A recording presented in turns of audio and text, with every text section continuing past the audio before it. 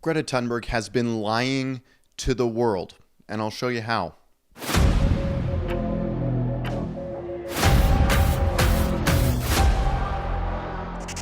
Greta Thunberg told the world about a year and a half ago that she was striking from school, when in fact, that was not the case. Her school strikes are actually sanctioned by her own school.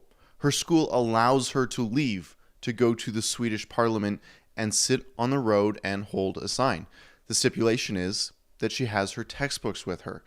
I went to Stockholm, Sweden, and I asked her a whole host of questions, specifically about this, but also about the investment specialist and public relations expert who found Greta.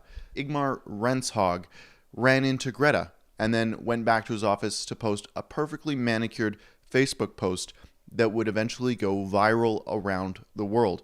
Now, Ingmar, who was going to work allegedly from dropping his son off at school, well, he would have had to walk over 2 miles out of his way to coincidentally find Greta sitting on the road outside of the Swedish parliament that day on the first day of his school strike. Oh, and it's just a little icing on the cake that Ingmar Renshag just happens to be personally trained by Gore. I went to Stockholm, Sweden to ask these questions of Greta at one of her trademark school strikes. Here's how that interaction went down. Greta, would you be able to tell me what school are you actually striking from? Yes. Yeah. Yes. Show me your press card. I think it was basically a school. Yes.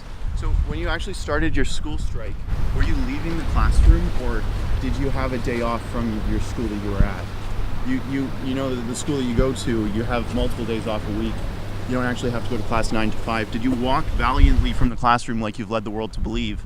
Or did you just have days off on Friday? Nice to meet you again. I remember you from Edmonton. Yes. I remember your Tesla. It was full of plastic. Oh, it was not my Tesla. I shared it with many others. Now I asked Greta a few questions, and it didn't take long for undercover security to start intervening. Just messing around. No, I'm trying to ask her questions. Yeah, I know. Don't touch me. Don't touch me. Oh, this is a I free can touch country. it. No, this is a free country. Yeah, but you're behaving.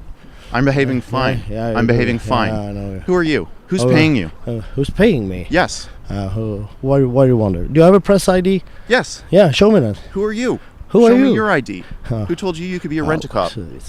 So I got my first few questions off to Greta, and then right when it got hard, well, security stepped in. It reminds me of what happened in Edmonton the first time I spoke to Greta, the first unsanctioned interview of Greta Thunberg. You understand that climate change is a pivotal policy, is a ballot box question in this election. Right now, so This is a ballot box question in this election, and you're rallying, you're engaging in our political discourse as a foreigner.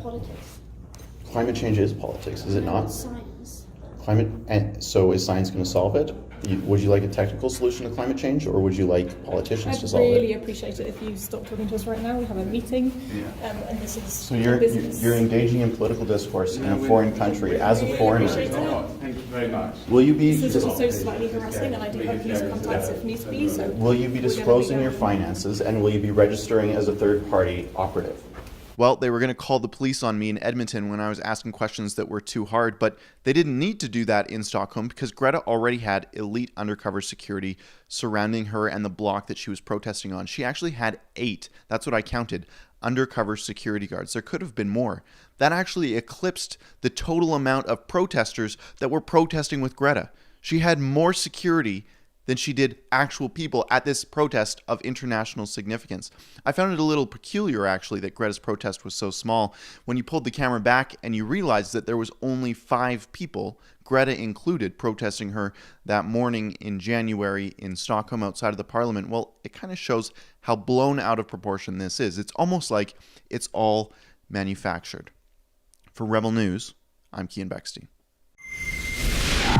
I have an entire documentary on Greta Thunberg, and it's specifically about this interaction. You can see it at gretainc.com. I need you to watch it, and I need you to share it with your friends because the mainstream media certainly isn't interested in sharing this side of the story. If you want to help us out with the cost of creating this documentary and getting this content that no other media outlet in the world is bothering to get, you can also do that at gretainc.com.